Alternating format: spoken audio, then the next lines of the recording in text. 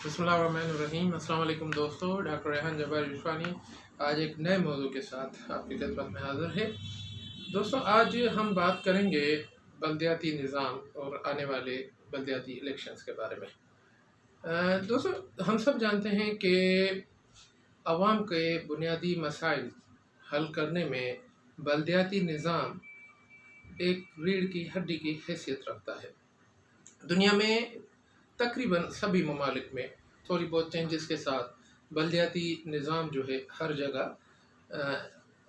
जो है वो इम्प्लीमेंटेड है और काम कर रहा है अपना। कहीं पे काउंटीज़ होती हैं, कहीं पे यूनियन काउंसिल्स होती हैं, कहीं पे अपने कल्चर और अपने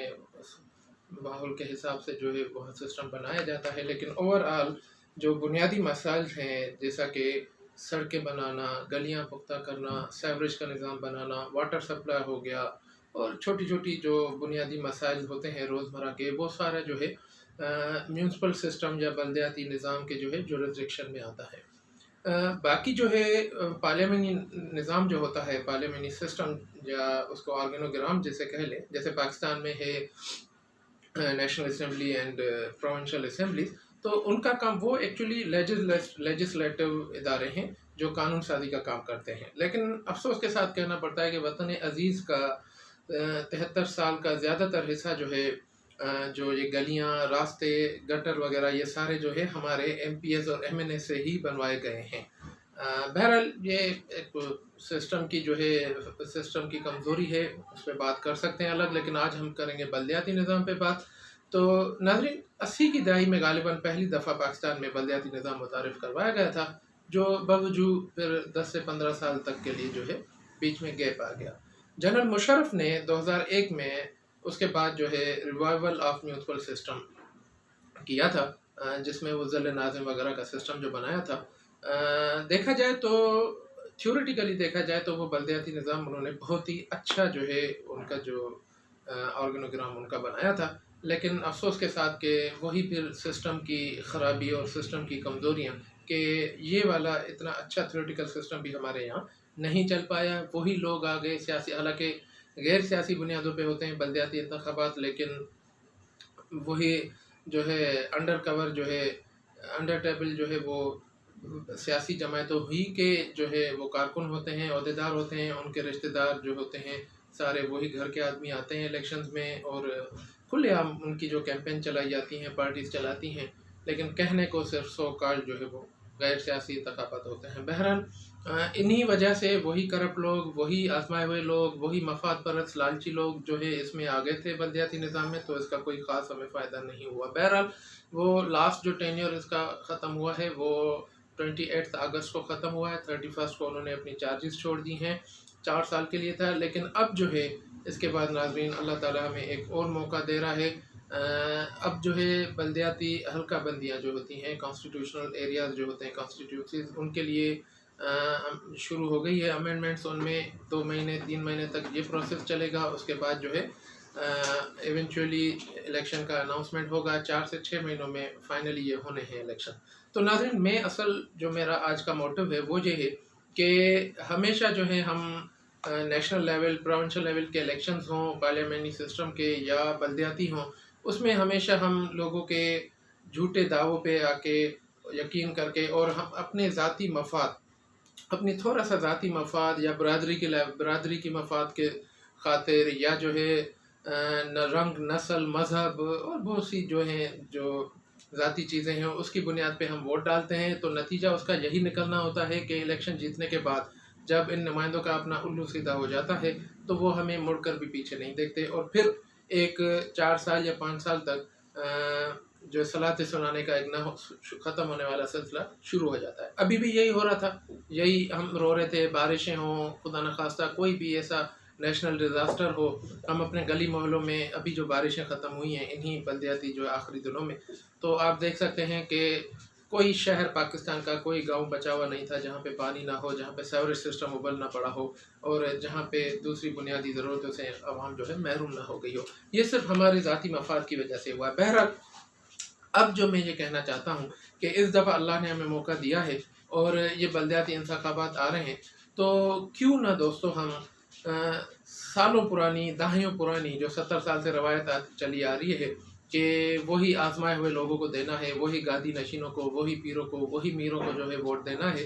तो क्यों ना हम इस दफ़ा ये रवायत तोड़ दें। और मैं ये वजाहत करता चलूँ कि मेरा मकसद किसी को जो है पर्सनली हिट करना नहीं है, जनरली एक बात कर रहा हूँ, उसको एक मुहावरतन यूज़ कर रहा हूँ, जो मैंने अभी जो लफ्ज़ इस्तेमाल किए, मेरा किसी की ज़ात पे जो है अटैक करना बिल्कुल भी मकसद नहीं था। तो मैं ये कहना चाह रहा हूँ कि इस दफ़ा हम ये सारी रवायतें तोड़ते हुए, इन रवायतों के बुत जो है तोड़ते हुए, हम एक नया काम करें, एक नई तब्दीली जो है अपनी ग्रास रूट लेवल पे लाएं। हम क्या करें, हम देखें, हमारा मसला ये होता है, हर दफ़ा हम कहते हैं कि क्या करें भाई, शरीफ आदमी मिलता ही नहीं है जिसको हम वोट दें, ईमानदार बंदा हमें नज़र नहीं आता, पढ़ा लिखा बंदा हमें नज़र नहीं आता। तो दोस्तों, ये पढ़ा लिखा ईमानदार बंदा जो है, ये नुमाइंदा कोई आसमान से नहीं उतरेगा, कोई आसमानी मखलूक नहीं होगी, वो मुझ में से, आप में से, हम सब में से कहीं ना कहीं से निकलना है उसको। तो हम क्यों नहीं, मतलब जब अगर मैं समझता हूँ कि मैं ये डिलीवर कर सकता हूँ, मैं ये काम कर सकता हूँ, तो मैं सिर्फ ये सोशल मीडिया पे और दोस्तों में बैठ के और शादियों की दावतों में बैठ के जो है अपनी भड़ास निकाल के भाई सिस्टम ख़राब है, बलदियाती निज़ाम ख़राब है,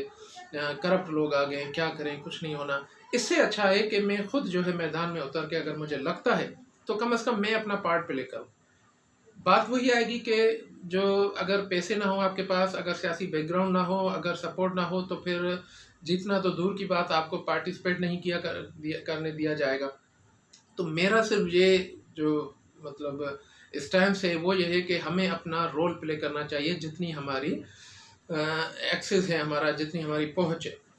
क्योंकि हज़रत इब्राहीम अलैहिस्सलाम रज़ी अल्लाह ताला अन्हा को जब आग में डाला जा रहा था, तो एक कहते हैं कि एक चिड़िया जो थी वो अपनी चोंच में पानी के कतरे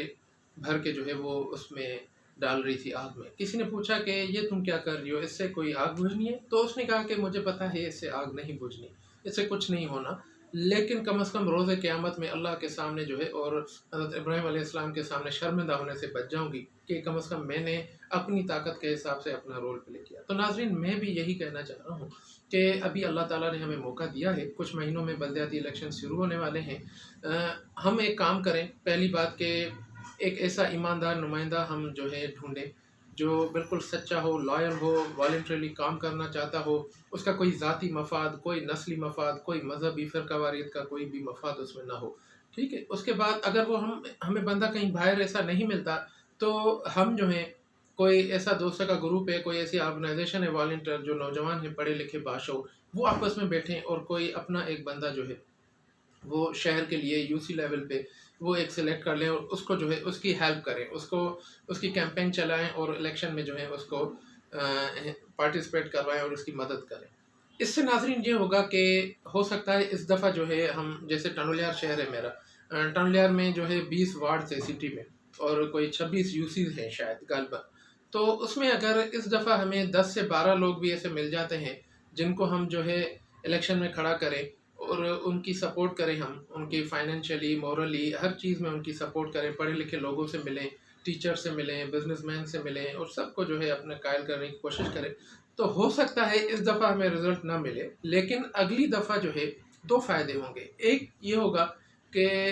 तादाद बढ़ जाएगी कैंडिडेट्स की, लोग आएंगे, जाहिर सी बात है। दूसरा जो है रिज़ल्ट जो इस दफ़ा कम मिल रहा होगा हमें, वो अगली दफ़ा जो है लोग सोचेंगे कि वाकई भाई पिछली दफ़ा जिन्होंने कोशिश की थी उनको आजमाना चाहिए। तो नाज़रीन, बहरहाल कहने का मकसद ये समराइज़ में करूँ कि इस दफ़ा बलदियाती इलेक्शन में हम रवायतों के बुत तोड़ें, जो रवायती जो दहाइयों से मुंतखब होते हुए नुमाइंदे हैं उनको हम पसे पुश्त करें, पीछे करें और एक नई क़यादत जो है ईमानदार, सच्ची और मुखलिस बादशाह और पढ़ी लिखी क़यादत सामने लाएँ। खुद में से हम ढूंढें, अगर हम समझते हैं, मैं समझता हूँ, आप समझते हैं कि हम ये काम कर सकते हैं, तो हम आगे आएँ और इलेक्शन में हिस्सा लें और समाज की, माशरे की जो है तब्दीली में अपना किरदार अदा करें। उम्मीद है कि आप सबको मेरी ये बातें अगर पसंद आई हैं तो इसको शेयर कीजिएगा, इस पर गौर कीजिएगा इंशाअल्लाह। उम्मीद है अल्लाह ताला हमें जो है इस पर अमल करने की तौफीक अता फरमाए और आखिर दावाना अनिल हम्दुलिल्लाहि रब्बिल आलमीन। पाकिस्तान जिंदाबाद।